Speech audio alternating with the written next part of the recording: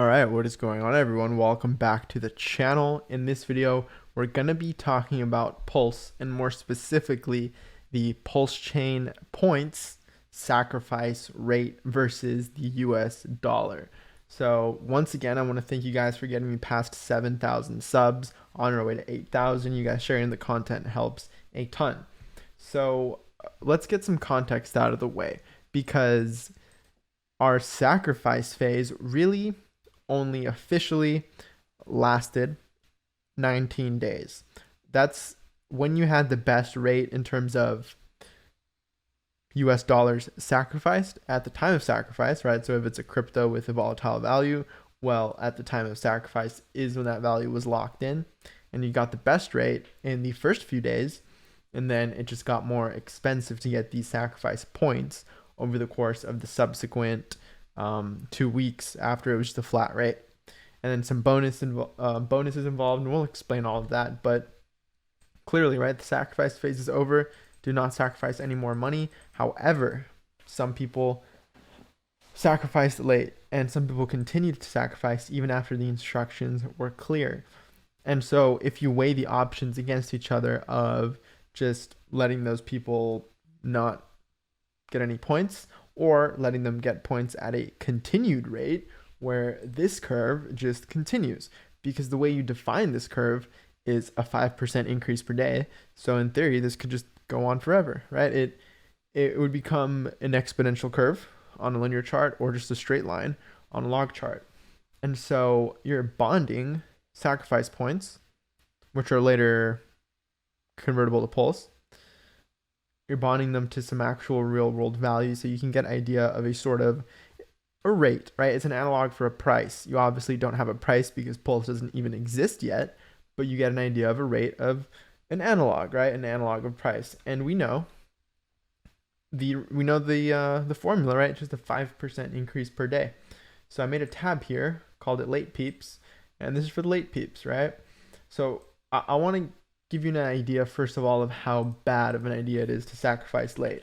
However, sure, it's fair that it's a continuous curve and these people don't just get ultra wrecked, right? So the pulse per dollar sacrificed, or the points, I should say, per dollar sacrificed.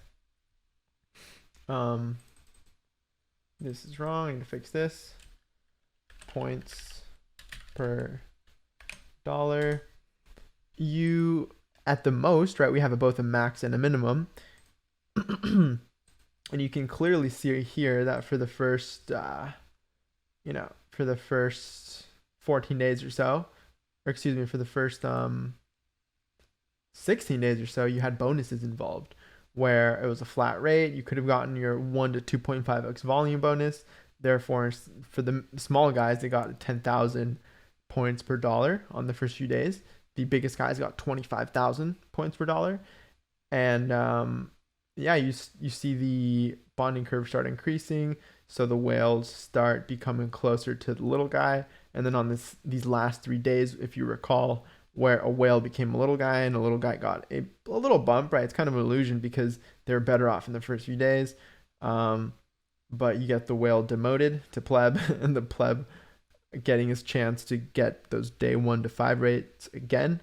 And then at that point in time, they merge, and we have this, right, where you're really only getting a few thousand pulse per dollar. And where we are now is September 16th. So if you were to sacrifice today, you're only getting about 535 pulse per every dollar. And so the inverse of this gives you an idea of price. And I did the same thing for Hex to see if there was a difference, but there's really not a difference, right? This is basically the same chart as this with a little bit of curvature. And the only thing that says is, hey, Hex couldn't outperform this bonding curve. And it makes sense, right? Because the bonding curve just deterministically went straight up. Whereas Hex, you kind of have some uncertainty there, right? And so the uncertainty played out. We had our dip actually during the sacrifice phase. It lined up almost perfectly. And so you didn't outperform the bonding curve with something like Hex. And so it's the same idea, right? You just got less and less pulse per Hex over time and still decreasing. So for those of you who say, like, is there a Hex rally that can make it so that people sacrificing now get a better rate? And no, right? You can see clearly that the rate they're getting is just worse and worse and worse. And it's a clear downtrend, whether you're looking at it versus the dollar or versus even an appreciating asset like Hex, right? It's really difficult to outperform a 5% per day hike. Just to give you an idea of how quickly that increases, right? I should actually move this because we're on the 16th. Let's move this bad boy real quick. Boom. Currently, if you're sacrificing, you're getting your pulse at a rate of about 0.002. So about the level where, about a fifth of a penny, right? And so if there's a delay on pulse and we continue to see this just continuous bonding curve, then we cross the 1 penny mark on October 21st, right? That's when the price of a sacrifice point, a pulse sacrifice point, is valued at around a penny. So it's just interesting, right? Because you have this idea of almost a volume profile index across different rates. What do I mean by that? Is, well, certain people might want to protect certain levels that they sacrificed at. So if you have someone sacrificing to the point where they're only getting 1 point for every penny, right? So they're only really getting 100 points per dollar. Then they might want to protect that price of a penny for pulse, right? And not sell until above that. And so you kind of have these levels where people are not locked in, but if they're sacrificing late, they might want to protect those levels, and you get this sort of a distribution, right? So that's pretty interesting. Just wanted to point that out, the fact that this just keeps going up. So I guess this is a nice hedge against the suck of waiting for PulseChain, is the fact that, hey, this bonding curve just keeps going up. So in theory, it's getting more valuable. In theory, right? This is really, really out there speculation, out on a limb here, but just wanted to share these facts with you. Definitely not a good idea to sacrifice, in my opinion, but hey, these are the rates you're getting. And so it's really interesting to see when we cross these levels, right? We cross the 10-cent level December 7th, and we cross the dollar level January 23rd. And obviously it probably won't go straight up like this. Price probably won't open up this high, but we never know. We never know. So just wanted to drop this short video for you, a little shorter than usual. Hopefully this was a little more digestible, but for those of you who are still waiting for PulseChain, as all of us are, you can check the website for updates. Nothing new I've seen. You can click here on the PulseChain code to see if there's been anything recent. Let's look at the activity. All right, someone commented 3 hours ago about an error. And yeah, so there you can probably, if you're a dev, right, you might be interested in something like this. But to be honest, I don't often understand what's actually going on here in the conversation. But you can take a look, maybe you'll learn something new. But other than that, yeah, man, I mean, we just wait. Yeah, at this point, it's just a waiting game. I think testnet is close to being up, right? So I know a lot of you are on Twitter, but I know a lot of you maybe aren't, just by the numbers, right? There are 7,000 of you who follow me here on YouTube, but only about 3,000 of you who follow me on Twitter. So yeah, just a subset. The point being, you might not be up to date on what's actually going on with Pulse, which gets updated on Twitter or Telegram. So what's going on is that there was a sync bug when they were trying to synchronize the Pulse nodes with the historical Ethereum blockchain, right? Because you want to know the history of what happened, right? To be able to inject system state per se. And you're forking the system, so ideally you want the most history, ideally all of it, right? So they were trying to sync this big ass, basically I think multi-terabyte blockchain, and I think they were running into some bugs, right? Where at a certain block height they're running into some issues, but it got solved, right? There were 2 issues there. They both got solved. And so at this point, that was about a week ago or so. So testnet should be rocking pretty soon. And I'm talking about public testnet, where devs will be able to start building against a test network, right? So you'll be able to use worthless fake PLS on a test network and see what goes on. You'll probably be able to interact with the ecosystem.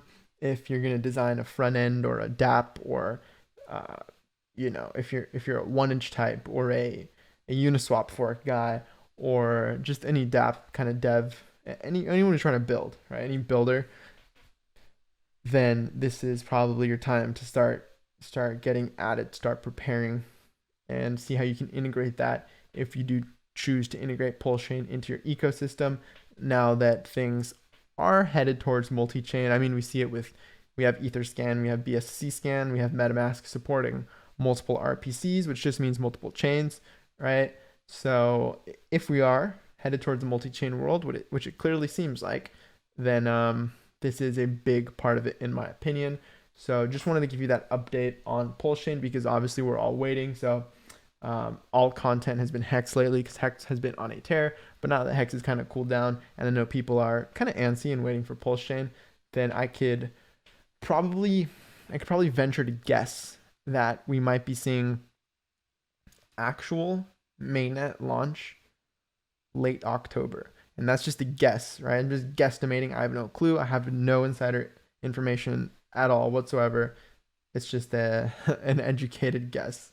But at the end of the day, I could be completely wrong.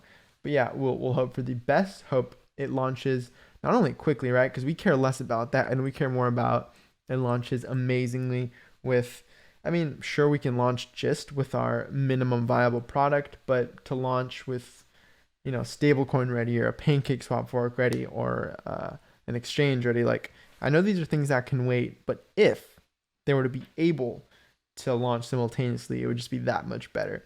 But we can only hope. We never know, right? No expectations of work, but obviously there are a lot of cool ideas floating around that a lot of people would like to see come to life. But that's the video for you. I appreciate you watching. Subscribe, get us to 8,000 subscribers. If you haven't subscribed by now, not sure what you're doing, right? We're pretty much 12 minutes and you should probably be subscribed. Leave a comment down below what you think. When do you think PulseChain will launch? Do you agree with me? Do you think it'll be late October? Do you think it'll be after or sooner than that? You're more bullish or bearish on that time frame? Share the video with anyone who you think will find value in this. Check out the website, right? LookIntoHex.com. We also have the VIP list with our custom trading view indicators, our private Hex metrics dashboard, weekly video updates, and more. So check that out if you haven't already. The Telegram group as well. We have almost 700 members in there. The LookInToHex Twitter, almost 1,000 there. So thank you guys so much for the support. We have some charts here that we added just about a week or so ago. So check those out. And I will catch you in the next video. Peace.